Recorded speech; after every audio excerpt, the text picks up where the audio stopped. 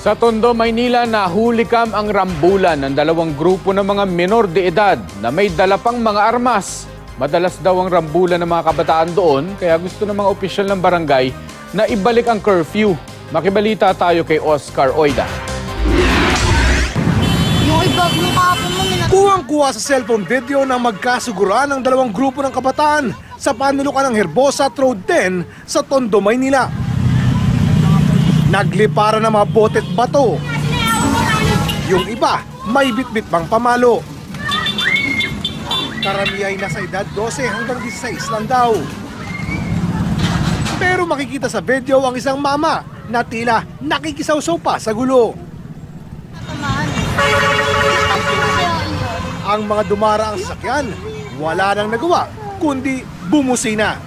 Ayon sa barangay, pangkaraniwan na raw mga itong riot sa lugar nila, lalo na tuwing 10 oras pa ng gabi. Perwisyo sa mga residente, pati sa mga motorista. Nagiging battleground po yung lugar namin na kasi medyo maluwag kasi yung especially dyan sa road 10 na yan. Faction kasi sila eh. Na ang sa totoo nung minsan may mga nasita dyan na huli na mga taga-ibang lugar na dumadayo lang sila dito. Mga menor de edad na di nangingiming magdala ng armas. May mga pen gun na mostly bote, yan ang kadalasan na mga tubo-tubo. Yan po yung kutsilyo, mga ganyan. So armado sila? Opo. One time nga may isang tanod kami na tinutukan ng pen gun, buti hindi naman pinaputok. Kaya ang barangay, mas pinaigting daw ang pagtutok sa mga CCTV. Huli ka mga kabataang tila naghahanda sa gulo at may bitbit na pamalo. Sisitahin ng mga tauhan ng barangay, kaya mabilis silang tatakbo. Pinipikuhan namin, binabato pa kami. Minumura kami doon.